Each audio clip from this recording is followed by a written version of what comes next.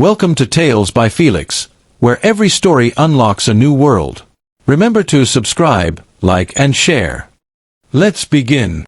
The air was thick with the scent of jasmine and roasted lamb as Amara adjusted her crimson dress, its fabric clinging softly to her curves. She sat across from Chinedu at La Belle Étoile, a chic Lagos restaurant known for its candlelit ambience and overpriced cocktails.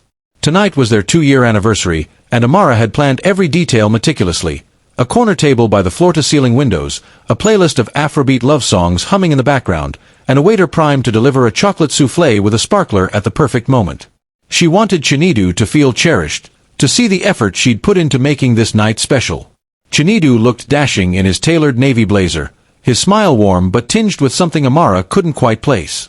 They clinked glasses of sparkling wine, toasting to 2 years of us. The evening felt like a scene from a Nollywood romance, until it wasn't. As the waiter set down their plates, grilled prawns for her, steak for him, Chinedu leaned back, his fork hovering over his food. "This is nice, Amara," he said, his voice soft but carrying an edge. "But, sometimes I wonder what it'd be like to have a home-cooked meal for once. Something you made." The words landed like a pebble in a still pond, rippling through Amara's chest. She laughed nervously, brushing her braids behind her ear. "What, you don't like my takeout game? I'm the queen of Uber Eats, Chinedu. You know that." He didn't laugh. Instead, he set his fork down and looked at her, his dark eyes searching. "I'm serious, Amara. Don't you ever want to cook for us? Like, something from scratch, just for me?" Her stomach twisted. She'd always deflected these comments with humor, but tonight, the weight of his words felt different. "I mean, why bother when we have places like this?" she said, gesturing at the glittering restaurant. "This is better than anything I could whip up." Chinedu's jaw tightened, and he looked down at his plate. "It's not about the food being better, Amara. It's about the effort. The love behind it." The rest of the dinner passed in strained pleasantries. Amara tried to steer the conversation to their usual banter, work drama, his latest tech project, her marketing campaign, but the spark had dimmed. The sparkler on the soufflé arrived, but it felt like a mockery of the night's earlier promise. As they left the restaurant, Amara's heels clicked on the pavement, each step echoing the growing unease in her heart. The drive home was suffocating. Lagos traffic crawled along, neon lights blurring through the car windows as Amara stared out, her hands folded tightly in her lap. Chinedu's hands gripped the steering wheel, his silence louder than the hum of the engine. The radio played faintly, some Burna Boy track they both loved, but it couldn't cut through the tension. Finally, Chinedu spoke, his voice low but deliberate. "Amara, I need to be real with you. I'm tired of this." Her heart lurched. "Tired of what?" "Me." She tried to keep her tone light, but panic crept in. "Not you," he said, glancing at her before focusing back on the road. "This lifestyle. Restaurants every night. Takeout boxes piling up in your fridge. I want more than that. I want us to feel like a real team, building something together." Amara's mouth went dry. "We are a team, Chinedu. We go to work, we plan dates, "But it's all surface level," he interrupted, his voice rising. "When was the last time we stayed in, just the two of us, with a meal you made? Something simple, something that says, 'I care enough to try'? My mom used to cook for my dad every Sunday, and it wasn't just food, it was love, Amara. I want that." She felt a sting behind her eyes. "So, what? I'm not enough because I don't know how to make egusi soup. You knew who I was when we started dating. I'm a city girl. I work hard, I order food, I live my life." Chinedu sighed, his shoulders slumping. "It's not just about the soup. It's about what it represents. A home. A future. I don't feel that with you." The words hung in the air, heavy and final. Amara turned her face to the window, watching the city lights blur through unshed tears. She wanted to scream, to tell him he was being unfair, but a small part of her wondered if he was right. Was she missing something essential? The rest of the drive passed in silence, the distance between them growing with every mile. Back in their shared apartment, the tension erupted. Amara kicked off her heels and tossed her purse onto the couch, her frustration boiling over. So, let me get this straight, she said, spinning to face Chinedu. You're saying I'm not wife material because I don't cook? That's what this is about. Chinedu paced the living room, running a hand over his close-cropped hair. You're twisting my words, Amara. It's not just about cooking. It's about effort, about showing you're invested in us. In our future. Invested? She snapped, her voice trembling. I'm at every one of your work events, cheering you on. I plan dates, I listen to you vent about your boss. I'm here, Chinedu. How is that not effort? He stopped pacing and faced her, his eyes burning with frustration. Because it feels like you're only half in. You love the fun parts, dates, vacations, Instagram posts. But what about the real stuff? The day-to-day? Cooking, building a home, planning a life together? I don't see that from you. Amara's chest tightened. So, I'm supposed to be your personal chef to prove I love you? That's ridiculous. It's not about being a chef. Chinedu's voice rose, echoing off the apartment walls. It's about showing you care in a way that matters to me. My family, my culture. It's about coming together over food, over something you poured your heart into. You don't even try, Amara. She froze, his words cutting deeper than she wanted to admit. I didn't know it mattered this much to you, she said quietly, her voice breaking. Why didn't you tell me sooner? I thought you'd figure it out, he said, softer now, but the disappointment in his eyes was unmistakable. I thought you'd want to. The room felt too small, the air too heavy. Amara sank onto the couch, her mind racing. Was this really about cooking, or was it about something bigger, something she'd been too blind to see? The argument stretched into the early hours, words flying like arrows, each one sharper than the last. Amara tried to defend herself, to explain that she'd never learned to cook because she'd grown up in a house where takeout was the norm, where her career-driven mother prioritized work over kitchen duties. But Chinedu wasn't hearing it. You don't get it, do you? He said, his voice raw with exhaustion. I've been waiting for you to show me you're serious about us. About a future. And every time I bring it up, you laugh it off or order another pizza. I can't keep doing this. Amara's heart pounded. What are you saying, Chinedu? He looked at her, his eyes glistening with unshed tears.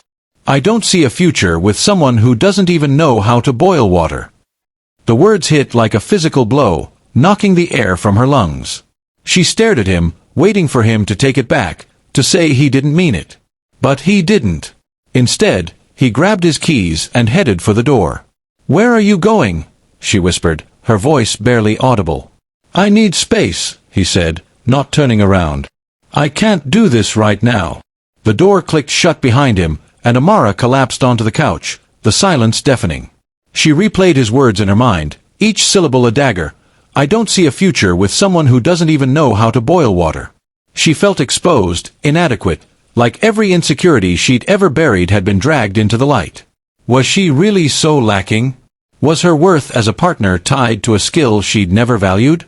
Tears streamed down her face as she curled into a ball, the weight of the night pressing down on her. She didn't know how to fix this, or if she even could.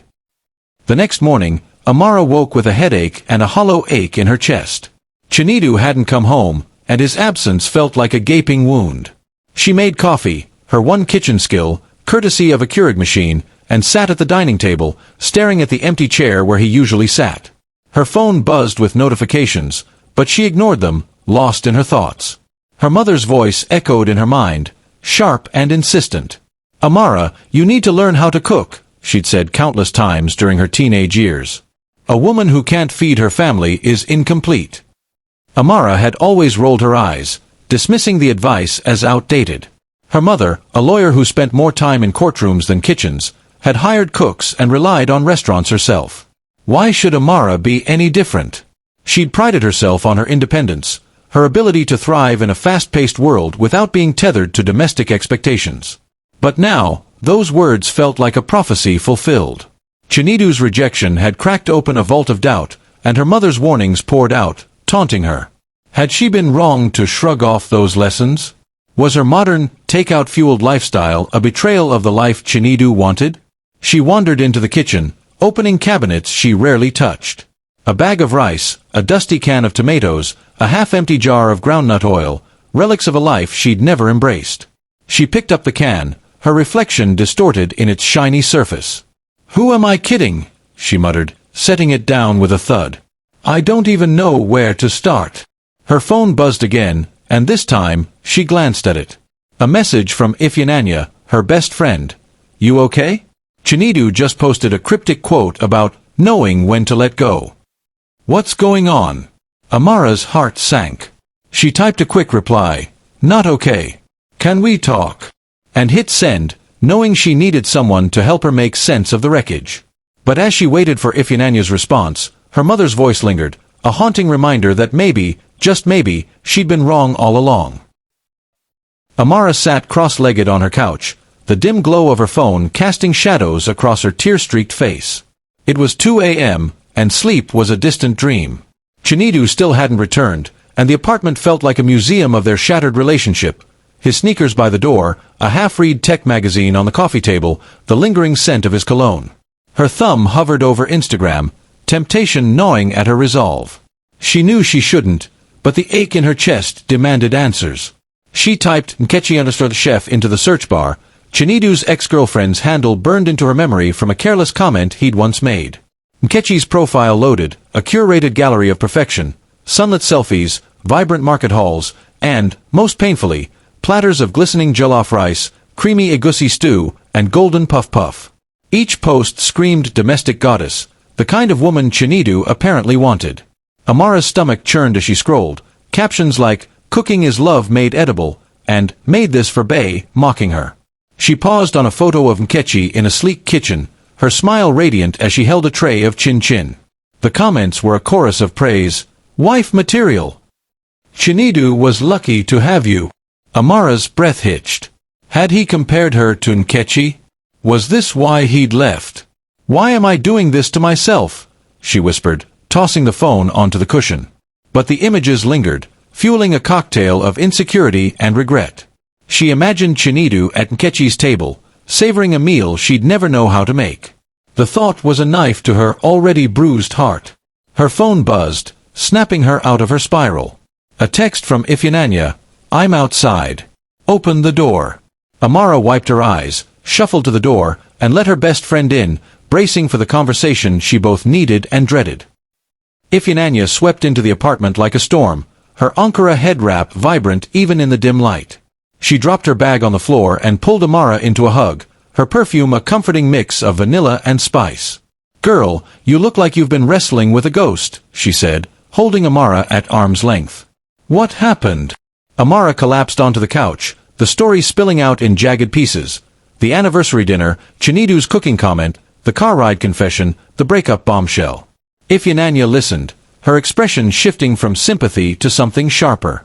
When Amara finished, Ifyananya leaned back, arms crossed. "Okay, let me be real with you, Amara. I'm team you always, but Chinedu's got a point." Amara's jaw dropped. "You're siding with him? After he dumped me for not being Betty Crocker?" "I'm not siding with anybody," Ifyananya said, her voice firm but kind. "I'm saying you need to hear the bigger picture. In our culture, cooking isn't just food, it's love, it's family, it's home. My mom taught me to make ogbono soup before I could spell it, not because she wanted me to be a chef, but because it's how we show care. Chinedu probably grew up with that, and he's looking for it in you." Amara's eyes stung. "But I'm not that girl, Ifyananya. I'm not Nkechi with her perfect Instagram meals. I'm me, takeout, heels, and hustle." Ifyananya softened, reaching for her hand. "And that's why I love you. But relationships are about meeting halfway. Chinedu's wrong for making it an ultimatum, but you can't pretend cooking doesn't matter to him. It's not about being traditional, it's about speaking his language." Amara pulled her hand away, frustration bubbling. "So, what, I'm supposed to learn how to cook now? For a man who walked out on me?" "Not for him," Ifyananya said, her eyes piercing. "For you. To prove you can do anything you set your mind to. You're Amara freaking Okafor, the woman who closed a six-figure deal at 25. If you can handle a boardroom, you can handle a kitchen." The words landed like a challenge, stirring something in Amara's chest. She wanted to argue, to cling to her defiance, but Ifeanyia's belief in her felt like a lifeline. "I don't even know where to start," she admitted, her voice small. Ifeanyia grinned. "Start with YouTube. And maybe stop stalking Kechi's Instagram. That's a one-way ticket to misery." Amara managed a weak laugh, the first in hours. As Ifeanyia pulled her into another hug, a flicker of determination sparked within her. Maybe this wasn't just about Chinedu. Maybe it was about reclaiming her own story. The next afternoon, Amara stood in her kitchen, sunlight streaming through the window and glinting off appliances she'd barely touched. The space was pristine, too pristine, a testament to her reliance on delivery apps. The fridge held a lonely bottle of wine, some yogurt, and a stack of takeout containers. The stove stared back at her, its knobs alien and intimidating. She felt like an explorer in a foreign land, unarmed and out of her depth. She opened a cabinet, revealing a bag of rice and a jar of palm oil, relics from a long-ago grocery run. "Okay, Amara," she muttered, tying her braids into a bun. "You're not incompetent. You can do this." Her phone buzzed with a text from her mother. "Heard about you and Chinedu. Call me." Amara ignored it, her mother's "I told you so" looming like a storm cloud. Instead, she pulled up YouTube and typed, "Nigerian cooking for beginners." A thumbnail of a smiling woman holding a pot of stew caught her eye. She hit play, the host's cheerful voice filling the kitchen. "Today, we're making jollof rice, the heart of every Nigerian party." Amara grabbed a notebook, scribbling furiously as the video explained ingredients and steps. Rice, tomatoes, onions, peppers, spices. She made a mental grocery list, feeling a surge of purpose. She drove to the local market, navigating the chaos of vendors shouting and baskets overflowing with yams and plantains. The sensory overload was daunting, but she returned home with a bag of supplies, her resolve hardening. Back in the kitchen, she laid out her ingredients like a surgeon preparing for surgery. "This is for me," she told herself, chopping an onion with clumsy determination. The knife slipped, and tears streamed from the onion sting, or maybe from the weight of the past few days. Either way, she kept going, her hands shaking but her heart stubborn. Amara followed the YouTube video like a sacred text, measuring rice and blending tomatoes with a hand mixer she'd found buried in a drawer. The kitchen filled with the sharp scent of peppers and the sizzle of oil, and for a moment, she felt invincible. "Look at me, cooking like a pro," she said, twirling a wooden spoon like a baton. But pride came before the fall. She misjudged the heat, and the tomato puree sputtered violently, splattering her white t-shirt with red. "Oh, come on," she groaned, grabbing a towel. Then she forgot to stir the rice, and a burnt smell crept into the air. Panicking, she lifted the pot lid, releasing a cloud of acrid smoke that set off the smoke alarm. The piercing beep echoed through the apartment as Amara fanned the air with a dishcloth, coughing and cursing. She dumped the pot's contents into the sink, a sticky, blackened mess that mocked her efforts.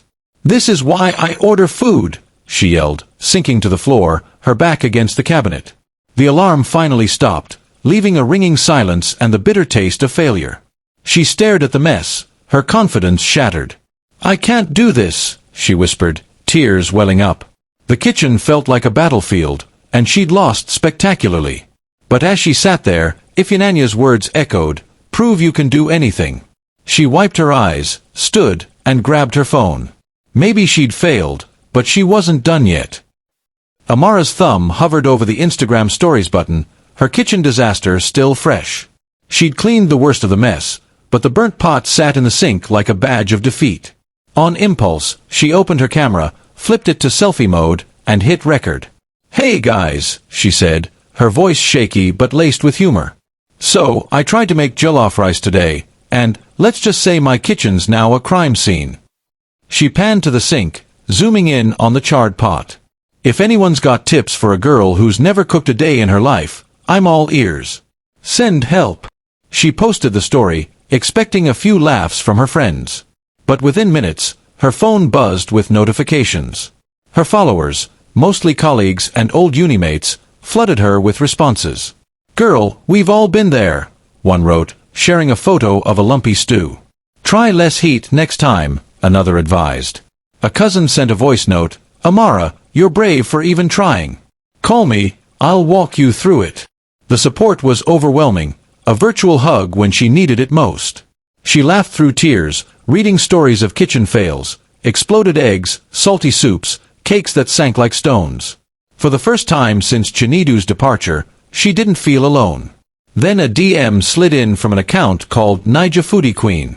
The message was simple. Loved your story. I'm a food blogger in Lagos. Want to learn some basics? I can help. Amara clicked the profile, finding vibrant photos of pounded yam, pepper soup, and smiling faces around a table. Her heart lifted. Maybe this was her chance to turn failure into something new. She typed back, I'm a total newbie, but I'm in. When can we start? As she hit send, a spark of hope flared within her. The kitchen might have won this round, but Amara wasn't ready to surrender. Amara's phone vibrated on her nightstand, pulling her from a restless sleep. The glow of the screen illuminated her room, still cluttered with the emotional debris of her breakup with Chinedu, his forgotten hoodie draped over a chair, a framed photo of them at Calabar Carnival face down on her dresser. She rubbed her eyes and opened Instagram, rereading the DM from Naija Foodie Queen for the 10th time. Loved your story. I'm a food blogger in Lagos. Want to learn some basics? I can help. The sender's profile was a love letter to Nigerian cuisine, steaming bowls of ofada stew, golden akara sizzling in a pan, and vibrant market scenes. The bio read, Tolu, aka Naija Foodie Queen. Spreading love through food. DM for collabs or classes. Amara's heart raced. Could this stranger really help her conquer the kitchen that had humiliated her? She typed a reply, her fingers trembling with a mix of nerves and excitement. Hi Tolu, I'm Amara. I'm a total newbie, but I'm in. When can we start? She hit send, then flopped back onto her pillow, staring at the ceiling. The memory of her jollof rice disaster lingered, but so did the flood of support from her Instagram story. Maybe this was her chance to rewrite her story, not for Chinedu, but for herself. By morning, Tolu had responded, Hey Amara. How about Saturday? I'll come to your place with ingredients. We'll start simple, vegetable stew. No pressure, just vibes. Amara's stomach fluttered. Saturday was 2 days away, enough time to panic but not enough to back out. She texted Ifeanyi, I'm getting cooking lessons from a food blogger. Am I crazy? Ifeanyi's reply was instant. Crazy? No. Brave. Yes. You got this. Amara smiled, her resolve hardening.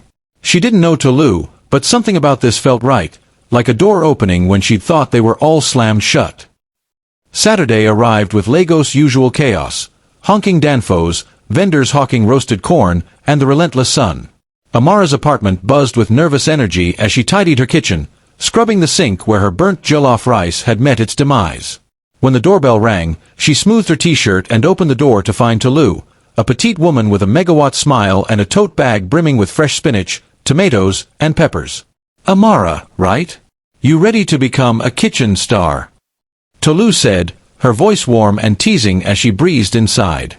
More like kitchen survivor, Amara muttered, leading her to the counter. Last time I tried cooking, my smoke alarm threw a tantrum. Tolu laughed, setting out ingredients like an artist preparing a canvas. We've all been there. My first stew looked like engine oil. You'll be fine. They started with the basics, chopping onions, blending peppers, heating palm oil. Tolu's instructions were patient but firm, her hands moving with the ease of someone who'd grown up stirring pots. Amara fumbled with a knife, her onion slices uneven, but Tolu's encouragement kept her going. No perfection here, just progress, Tolu said, nudging her shoulder. The kitchen filled with the rich aroma of sizzling tomatoes and spices, a stark contrast to the acrid smoke of Amara's last attempt. But when it came time to add the spinach, Amara hesitated, her hand hovering over the pot. What if I ruin it? She asked, her voice barely above a whisper. Tolu met her gaze, her eyes kind but piercing. You won't. And even if it's not perfect, it's yours. That's what matters. Amara tipped the spinach in, stirring as it wilted into the stew. Her hands shook, but the pot didn't erupt into chaos. When Tolu tasted it, her face lit up. Girl, this is legit. Needs a pinch more salt, but you're onto something. Amara scooped a spoonful, the flavors bursting on her tongue, earthy, spicy, alive. She blinked back tears, not from onions this time, but from a swell of pride. "I made this," she said, half laughing, half crying. "Me." Tolu high-fived her, their laughter echoing through the kitchen. They ate the stew with boiled yam, trading stories about first cooking fails and family recipes. For the first time in weeks, Amara felt light, like she'd reclaimed a piece of herself she hadn't known was missing. Over the next few weeks, Amara's kitchen transformed from a foreign land to a sanctuary. She met Tolu twice more, mastering pepper soup and akara, each lesson a balm for her bruised heart. Between sessions, she experimented alone, her counter cluttered with spice jars and recipe notes. She burned rice once, oversalted a stew another time, but each mistake felt less like failure and more like a step forward. Cooking became her therapy, a way to process the breakup and the insecurities it had unearthed. As she stirred pots, she replayed Chinedu's words, "I don't see a future with someone who doesn't even know how to boil water," and let them fuel her determination. She wasn't cooking to win him back. She was cooking to prove she could build a life on her own terms. She started sharing her journey on Instagram, posting shaky videos of her chopping peppers or triumphantly holding a plate of moin moin. Her captions were raw and funny, "Day 10 of not burning the house down. This stew tastes like victory, and a little too much Maggie." Her followers grew, drawn to her authenticity and underdog spirit. Strangers sent recipes, aunties offered tips, and friends cheered her on. Ifeananya even showed up one night with wine, demanding a taste of Amara's latest creation. "You're glowing," Ifeananya said, licking Igusi's stew off her spoon. "This cooking thing's doing something to you." Amara shrugged, but she felt it too, a quiet confidence that spilled into other parts of her life. At work, she pitched bolder ideas. With friends, she laughed more freely. The kitchen, once a place of shame, was now her canvas, each dish a brushstroke of self-discovery. One evening, as Amara scrolled through Instagram, she noticed a familiar name in her story views, Chinedu Tech _. Her heart skipped. She hadn't heard from him in weeks, not since he'd moved his things out while she was at work, leaving a note that read, "I need time." Yet there he was, watching her video of a bubbling pot of ogbono soup, captioned, "Finally nailed this. Who wants a plate?" She froze, her thumb hovering over his profile. Part of her wanted to block him, to shut him out of her new world. But another part, a stubborn, hopeful part, wondered what he thought of her progress. Did he see the woman she was becoming, or was he still hung up on the one who couldn't boil water?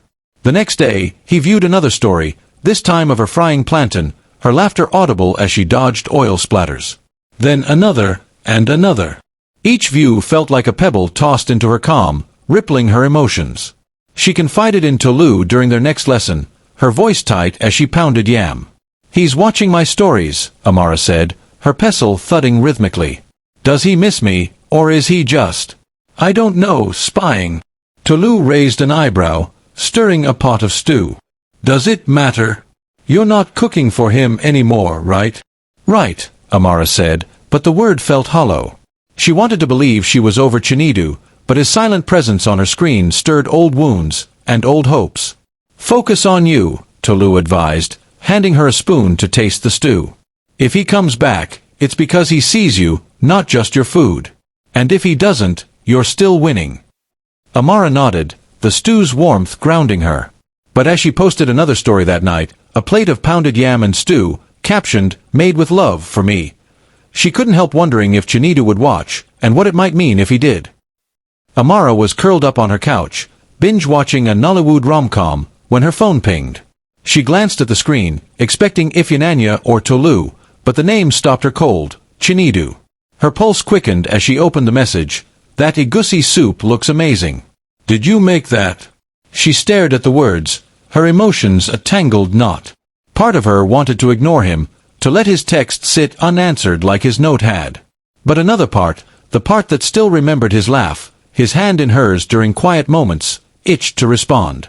She set the phone down, pacing her living room as the TV droned on. "Why now?" she muttered, running her hands over her braids. "What does he want?" She grabbed her phone and typed a reply, deleting and rewriting until it felt right. "Yeah, I did. Been learning. Thanks for the compliment." Short, neutral, safe. She hit send, her heart pounding as the delivered status mocked her. Minutes passed, then another ping. I'm impressed, Amara. It looks like something my mom would make. Can we talk? Her breath caught. Talk. After weeks of silence, after his crushing words, she wanted to scream at him, to demand answers, but she also wanted to hear his voice, to know if he'd changed. She typed, maybe. What's on your mind? Her finger hovered over send, uncertainty gnawing at her. She called Ifeanyi, putting her on speaker as she paced. He texted me, Amara said, her voice high with panic. He wants to talk. What do I do? Ifeanyi's sigh crackled through the phone. Depends on what you want, Amara. You're not the same girl he left. If you talk, it's on your terms, not his. Amara nodded, though Ifeanyi couldn't see. She sent the text, her heart a drumbeat in her chest. As she waited for his reply, she glanced at her kitchen, its counter now a map of her growth. Spice jars, a worn cutting board, a pot ready for her next recipe. Whatever Chinedu wanted, she wasn't the Amara he'd walked away from. And that knowledge, fragile but fierce, gave her the courage to face whatever came next. Amara's phone felt like a live wire in her hand as she stared at Chinedu's text. Can we talk? The Nollywood rom-com still played faintly on her TV, its dramatic music a fitting backdrop to her racing heart. She'd agreed to a call, her reply a cautious sure. When? His response was immediate. Now? I'm outside. Her stomach lurched. Outside. She glanced at her reflection in the darkened TV screen, rumpled t-shirt, braids in a messy bun, eyes puffy from late-night scrolling. No time to fix herself up. She took a deep breath, walked to the door, and opened it to find Chinedu standing on her porch, his familiar silhouette framed by the Lagos night. He wore a simple polo and jeans, his expression a mix of hope and hesitation. Hi, he said, his voice softer than she remembered. Hi, she echoed, stepping aside to let him in. The air between them crackled with unspoken history as they settled on opposite ends of her couch, the space between them a chasm of hurt and possibility. Chinedu broke the silence. I've been watching your stories, Amara.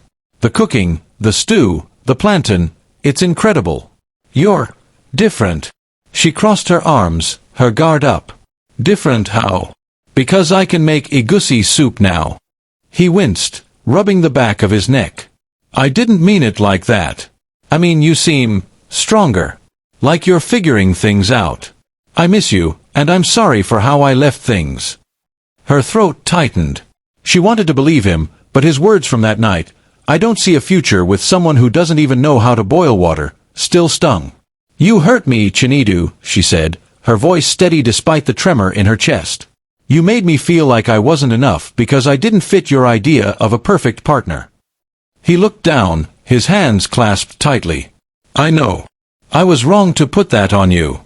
I was frustrated, and I let my expectations, my family's expectations, cloud how I saw us.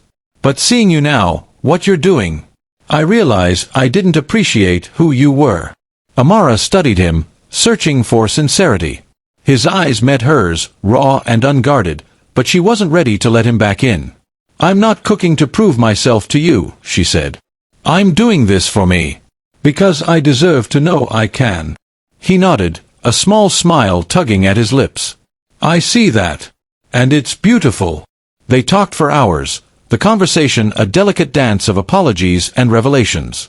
Chinedu admitted he'd been unfair, projecting his vision of a traditional life onto her. Amara shared how his words had shattered her confidence but also sparked her growth. By the time he left, no promises were made, but a fragile truce hung between them.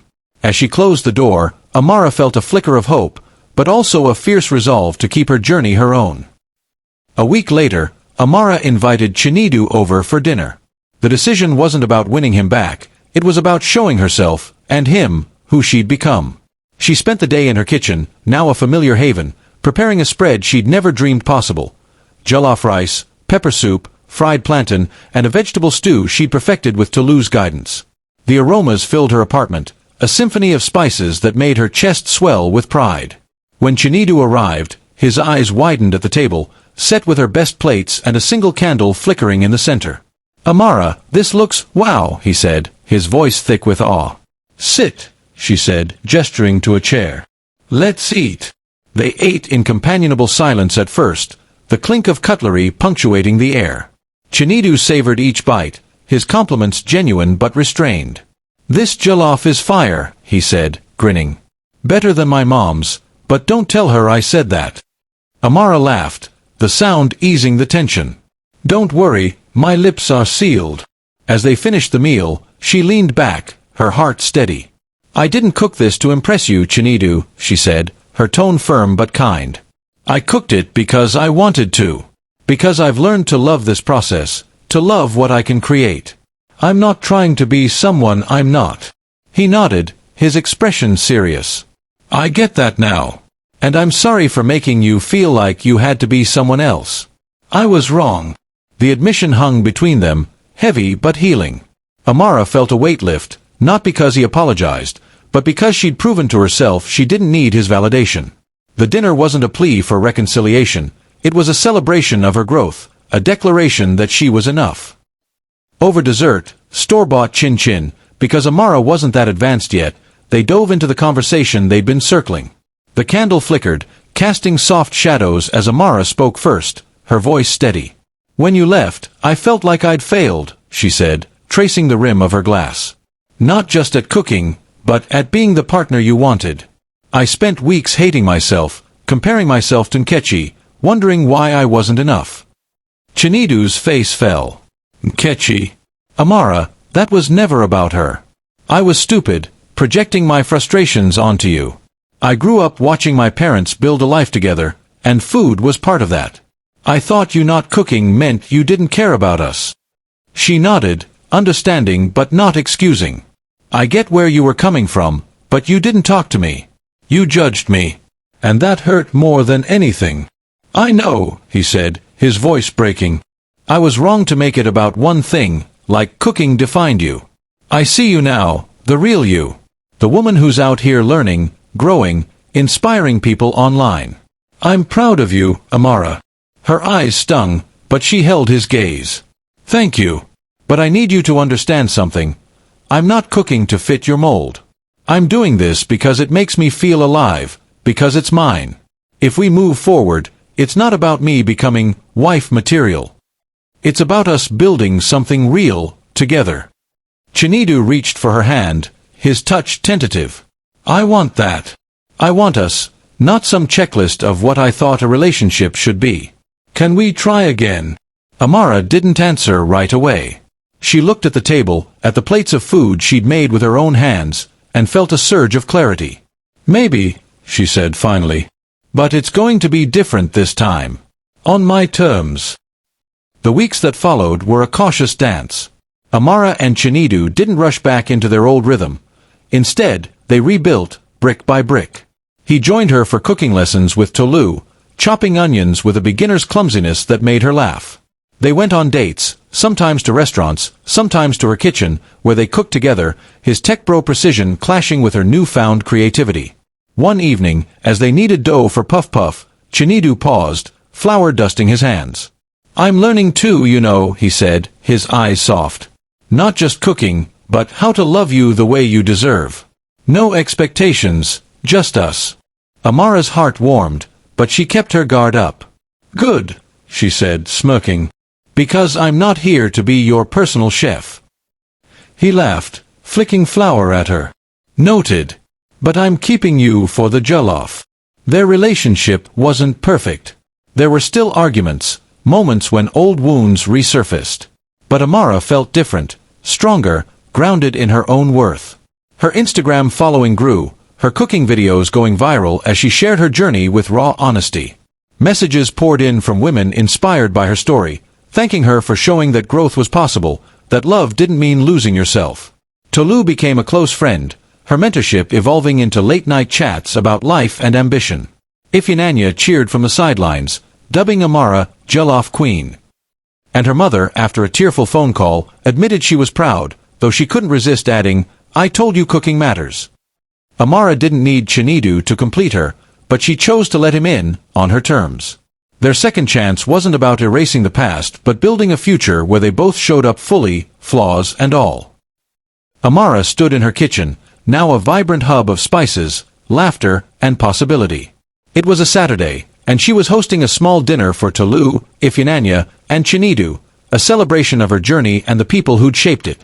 The table groaned with dishes: pounded yam, egusi stew, grilled fish, and a tray of puff-puff she'd finally mastered. Her Instagram live streamed the scene, her followers flooding the comments with heart emojis and recipe requests. Chinedu raised a glass of palm wine, his smile wide. "To Amara," he said, his voice carrying over the chatter. "The woman who turned a breakup into a comeback." Tolu and Ifeanyi cheered, clinking glasses as Amara blushed. "To all of you," she said, her eyes sweeping the table, "for believing in me when I didn't." Later, as they cleared the plates, Chinedu pulled her aside, his hand warm on hers. "I'm all in, Amara," he said quietly. "Whatever this looks like, I'm here for it." She smiled, her heart full but steady. "Good. Because this kitchen's mine, but you're welcome in it, as long as you do the dishes." He laughed, pulling her into a hug, and for the first time, Amara felt whole, not because of him, but because of herself.